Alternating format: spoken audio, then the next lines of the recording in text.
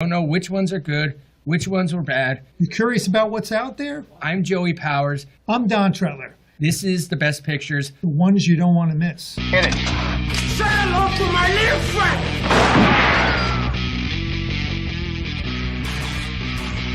Frankly, my dear, I don't give a damn. Winners go home and the prom queen.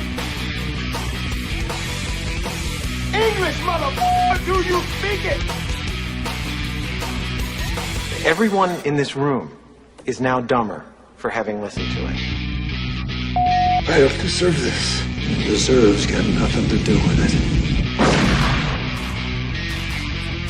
No sequel for you.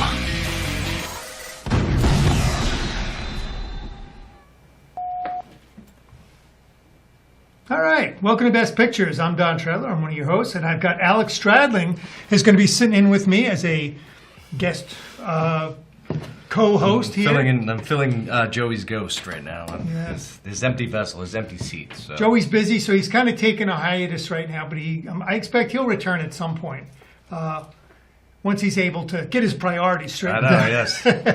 You know, earning a living, you know, paying your bills. I don't think that should be a priority. I think coming in and doing a public access show should be his number one priority. And I will have to have a conversation with him and say, Joey, you know, got to get your priorities straight. I mean, doing Best Pictures, I think, is number one. The people are clamoring for him. Yes, they're clamoring for him. So there we go. Well, this week we're going to talk about Indiana Jones and the Dial of Destiny, which opened this past weekend. I think you said that it made $60 million. I thought it was Indiana Jones and the Dial of Dysentery. There. It's this movie did not do as well as was expected. This was supposed to be one of the big summer blockbusters, and I guess it's not making the money back that they thought it was going to. No, I mean estimates are that they spent about $350 million on the film. I don't know if that includes the marketing aspect of that, but that doesn't include marketing. It's about $350 million. I don't know how they could spend that much money, but when you have to do a lot of reshoots and you change your mind, I'm sure that budget will stack up. So yeah, they're on track to lose money, and you know, obviously Disney owns Lucasfilms.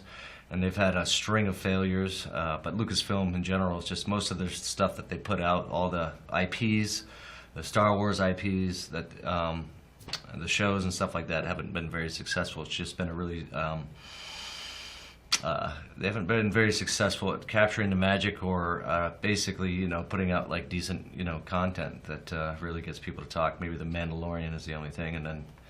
This is just another example of that, is Indiana Jones and the Dial of Dysentery, or Old Man with a Walker, or, you know, I don't know, whatever you want to call it.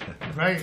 Well, don't get me wrong, I love Harrison Ford as a 40-year-old, and maybe even a 50-year-old Indiana Jones, but as an 80-year-old, he's 80 years old, man. He just doesn't look like, you know. Yeah, it's a tricky Jones. choice. Yeah. And why do you think they made the choice? Why do you think they decided they wanted to do one more movie with Indiana Jones? He's Indiana Jones. He's the draw of the film. You know, you can't title the film Indiana Jones and then have him not be in the film. You'd have to kind of. Well, you could. They could do a prequel. Unless you do the film that they were trying to do, which was setting up the Phoebe Phoebe Bridge. I don't know her middle name is, but setting her up as the next Indiana Jones, which they didn't really successfully do, because if this movie's a flop, then and loses money, she's not going to be in it. But so I didn't realize that. People don't have no idea what we're talking about right now if they haven't seen this. But did you have anything else that you were going to say about the film? Well, I was going to compare it. We're going to give them a little bit of the trailer. Do we have the trailer that we could? Let's show the trailer of the Dial of Dysentery if you haven't seen it yet. I thought it was an exciting trailer, and I thought it would kind of made. I don't want to say it made me, but I thought it would make people really want to see this film. Yeah, no, absolutely.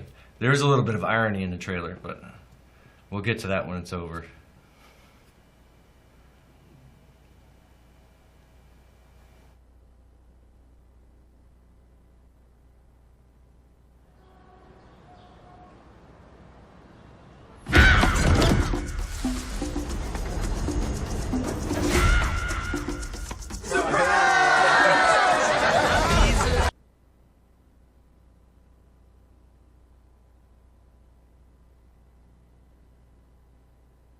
That's what I would have to say about.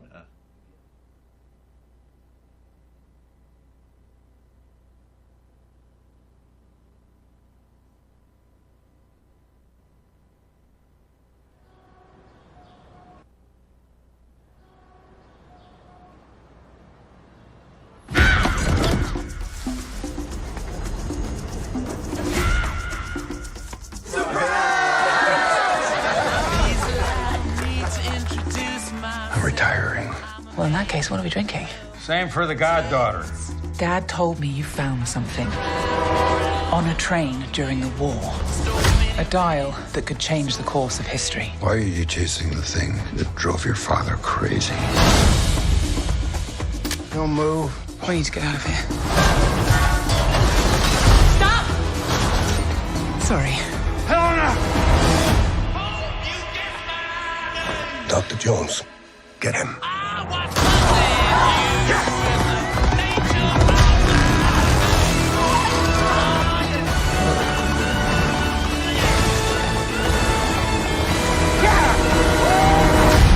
Hitler made mistakes, and with this, I will correct them all. You stole it. Then you stole it. And then I stole it. It's called capitalism.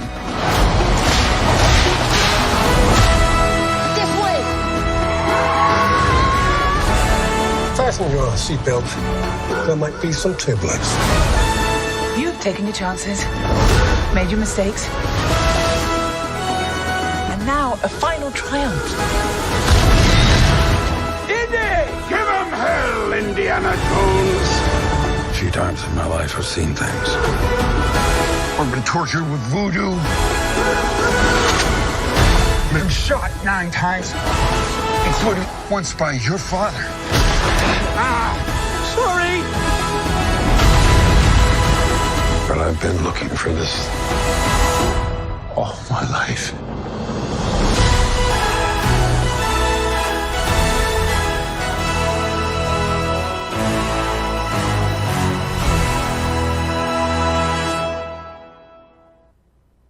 Well, there you go. It makes it look like it's going to be a really exciting movie. In the Indiana Jones tradition. So I thought that would, and they also were using this trailer for quite a while. Yeah. It was in the movie theaters for, several months. That and Mission Impossible. Mission Impossible has been heavily promoted in the movie trailers and stuff as well. Maybe they should have had the trailer editor edit the film, because I just saw the trailer, and that's you have the classic John Williams score in the Indiana Jones theme song, which I don't think they used effectively, in this film. I mean, because the action sequences just didn't have the suspense or. They weren't crisp. They weren't crisp. They didn't have the suspense or the musicality or in terms of the direction and the camera movements and the scenarios in terms of the characters get into. They were just, the opening sequence on the train is the classic example. It's another train fight sequence. Like, how many times do we have to watch a train fight scene that happens on top of the trains? I mean, and with them going underneath tunnels. I mean, it's just sort of like unoriginal, uninspiring stuff. Exactly. I feel the same way about that. Yeah. It's it's pretty trite. Yeah. I thought, as far as that scene went, they did have this scene where the anti-aircraft gun went haywire and started shooting all the Nazis, and I thought that was kind of cool. Yeah, that was kind of cool, but again, it was night. It was obviously a CGI train. It just didn't feel real at all. It just there was no sense of there's no sense of peril or realism. When you film things in camera and you don't use the CGI, it's really hard to this is what happens with the CGI scenes, is that now that you're able to use CGI, now you can up the ante to a level that now it just becomes farcical. Like, have a train that looks like it's moving at 100 miles an hour, versus if they were actually filming a fight scene on a train, it would be moving at a slower pace. But we know that it's real. We know that it may not be the two actors, or the two actors are on there, but we know this is an actual train, and there's two human beings on top of the train doing these daring stunts, and so then that increases the tension of it. But it's also the writing of the action sequences. I mean, like good action sequences, just like in Indiana Jones, a story. The story is told through the action, so you don't have. What happens a lot of times is action sequences just get tagged on, and they don't have any motivation in terms of telling the story and developing the character. I mean, great action sequences reveal things about the character to the audience, or the character learns something about himself through the actions. You don't have to have dialogue, or there's a built-in tension.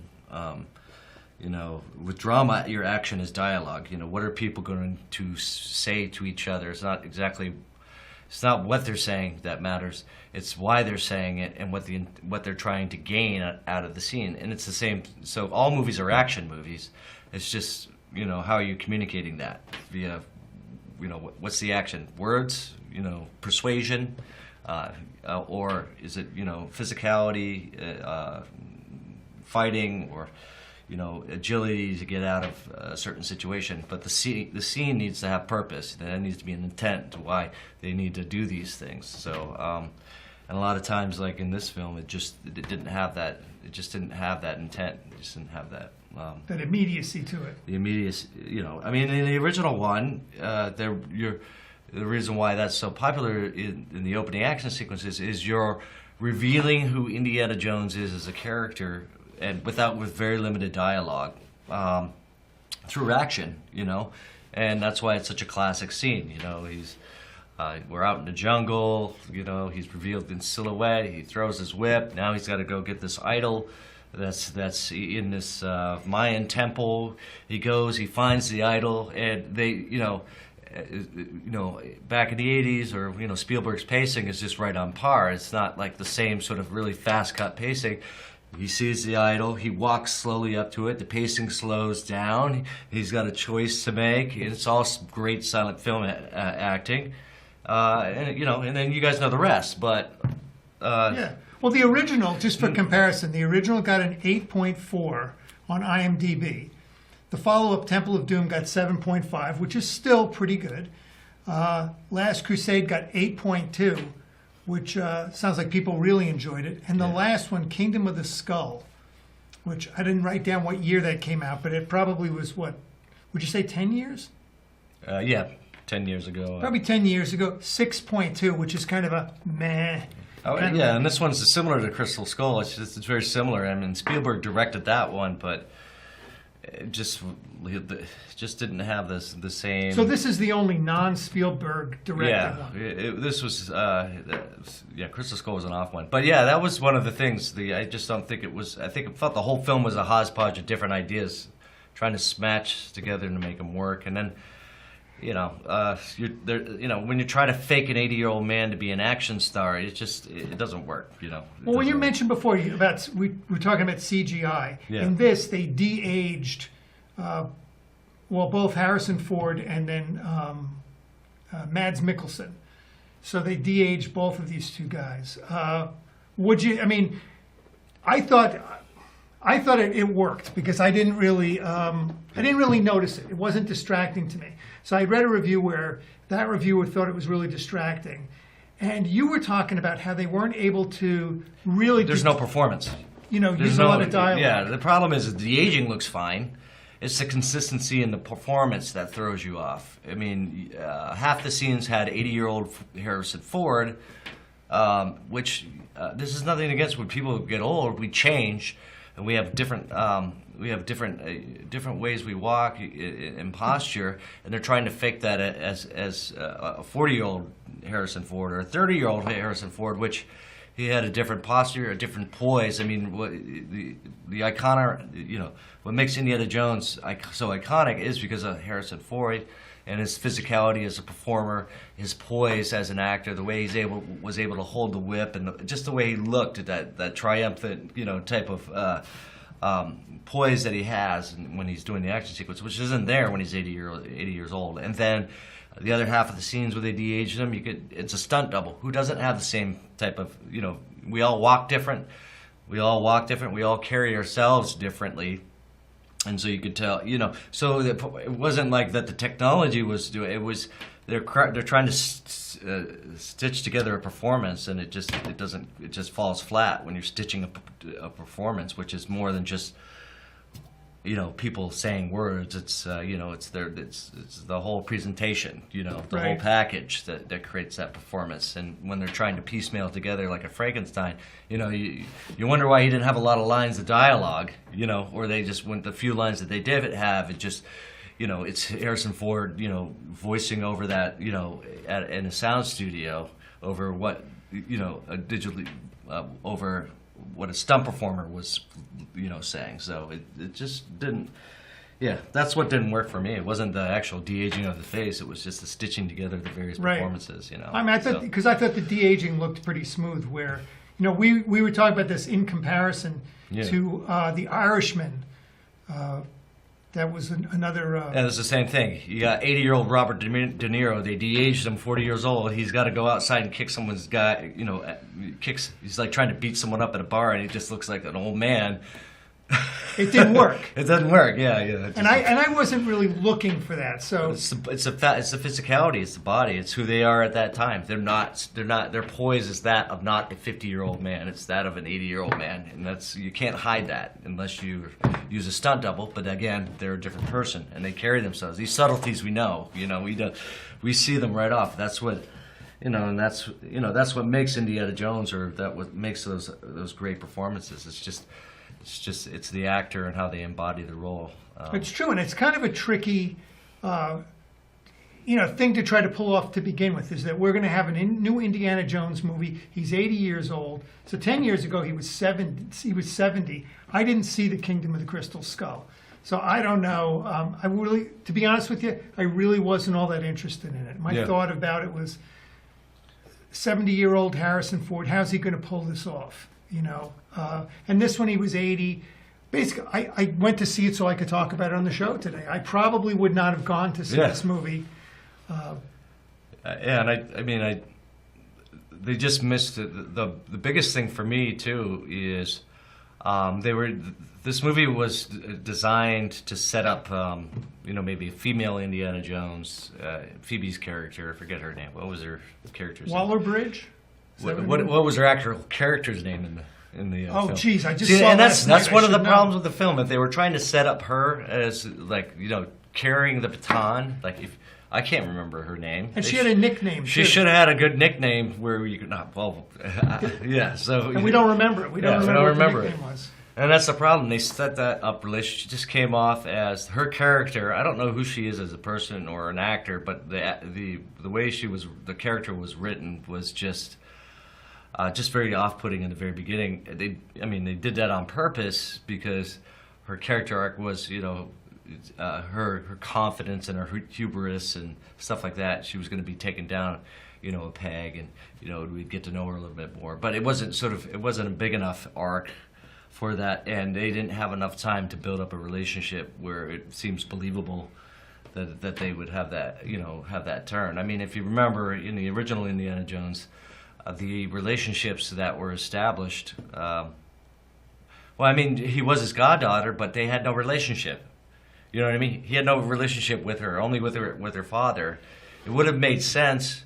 The subtle change that they would have had is if he had just had a strong relationship with her when she was younger, and she remembers him, and they had a strong relationship, and then there was a falling out, maybe because of her father or whatever, and then they come back together, then that would have made more sense. Because I was thinking about the original Indiana Jones, his relationship with the female lead was already established. He had a relationship prior to that, and when they met together, we were just jumping into the middle of their relationship. So that's.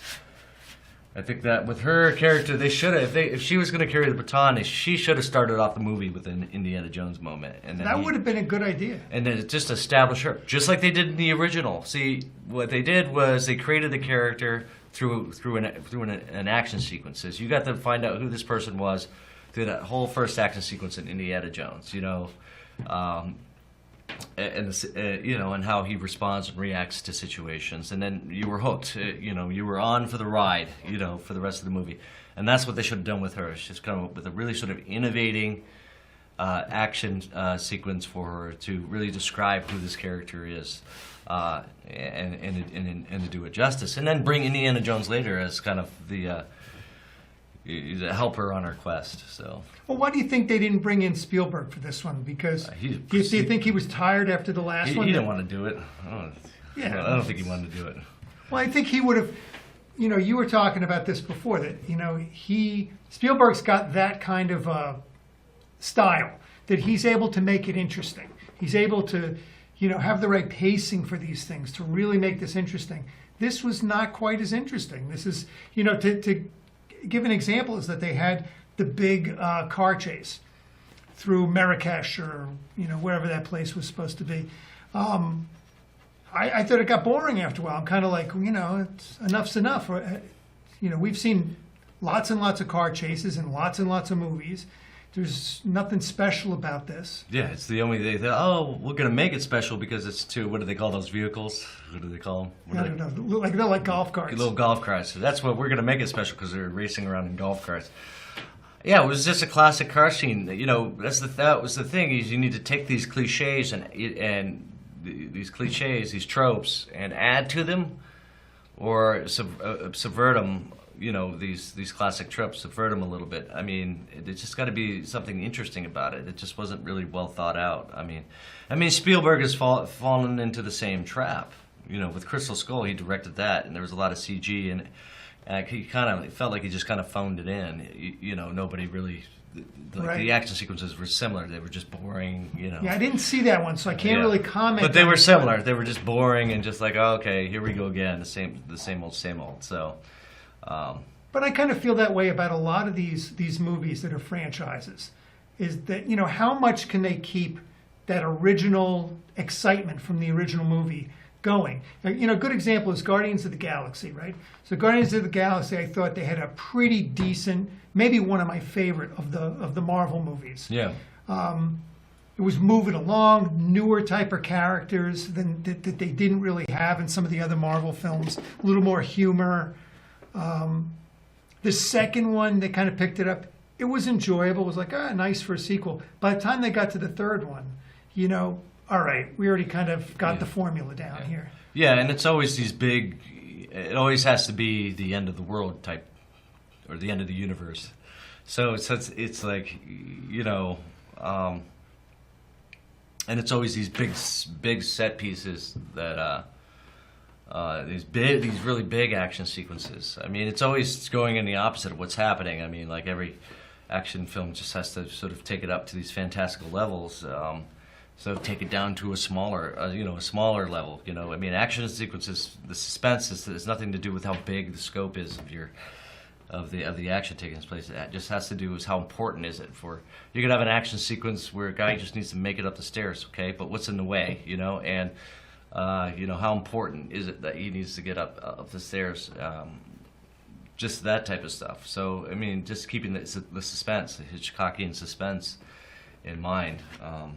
Exactly. It's how you execute, some of these ideas. And, when you said it, I thought, you're spot on. It kind of felt like a collage. Yeah. Like we had this idea and this idea and this idea, and we're going to knit them together.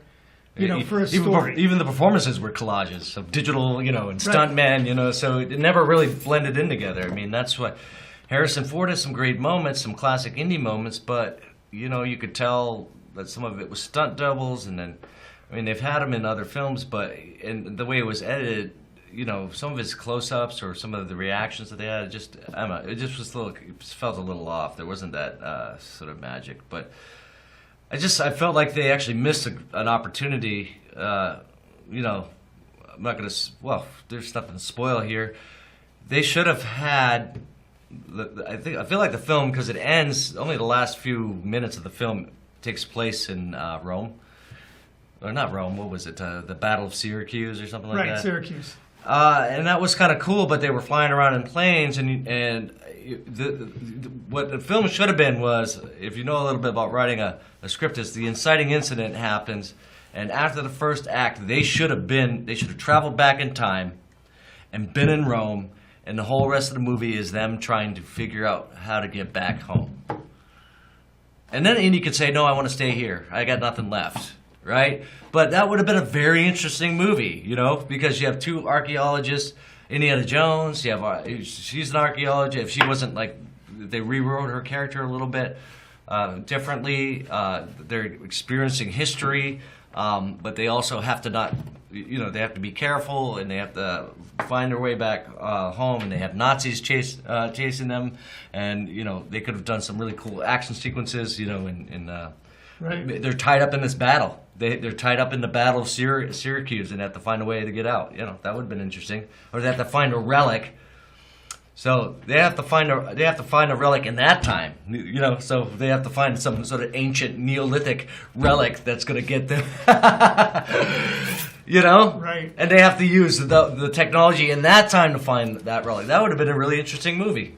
Well, I That guess would have I been a missed. super interesting movie. I think I missed something because what I didn't realize is that this was going to be the passing of the baton. So even in that, if you take this movie as that, I don't think they did a great job No, with that. they did a because horrible job. I'm not excited about seeing this woman. Yeah, you pick don't up- even know her name. No, I can't remember. Yeah, let's go. I can't remember what they called this, or even her nickname. She had some kind of animal nickname, like the Wallaby or something like Yeah, that. yeah. So she's going to be like Wallaby Jones. Or Yeah, something yeah, like yeah, that. yeah. So yeah, come see Wallaby Jones. You know. I don't know. So it just, I went with my niece, who happened to be my goddaughter. She really liked it. So I asked her on a scale of 1 to 4, what did she think? She gave it 3.5 stars.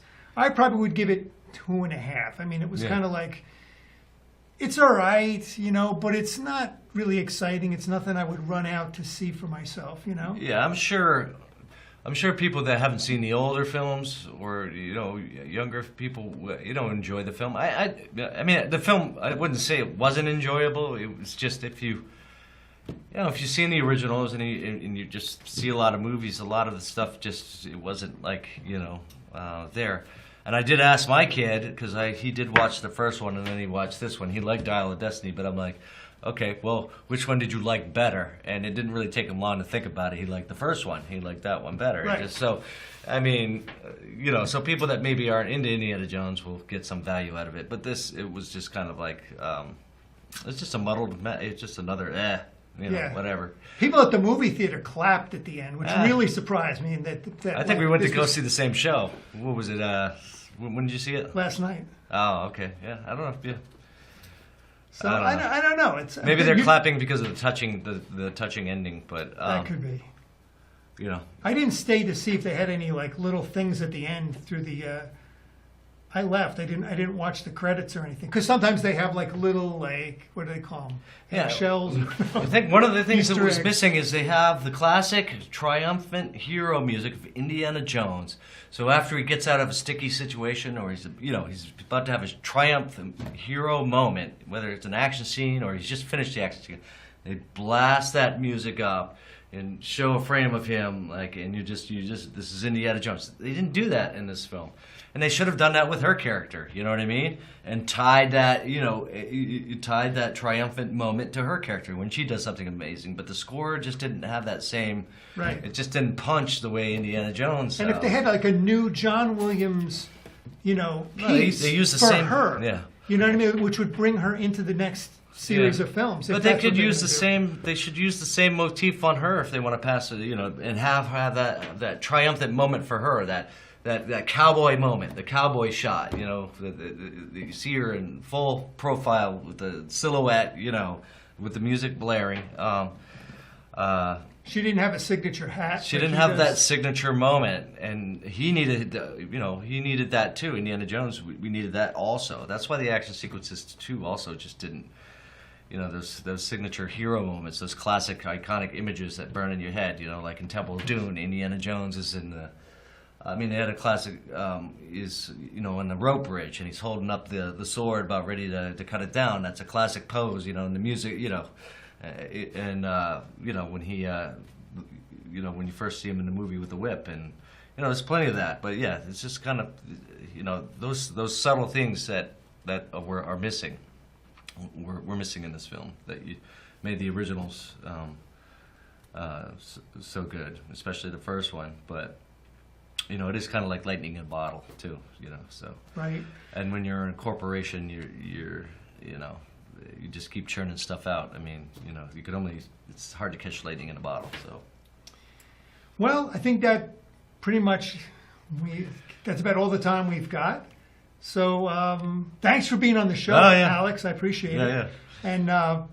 And so upcoming is going to be Mission Impossible has another franchise, another like piece in that franchise. Same type of thing, has a really exciting trailer, which they've been playing for a long time. That's coming up in 2 weeks. So I don't know what I'm going to do for next week. We'll see what happens. yeah, But anyway, this is Best Pictures. I'm Don Tretler. I'm Alex Stradling. And these are the ones you don't want to miss.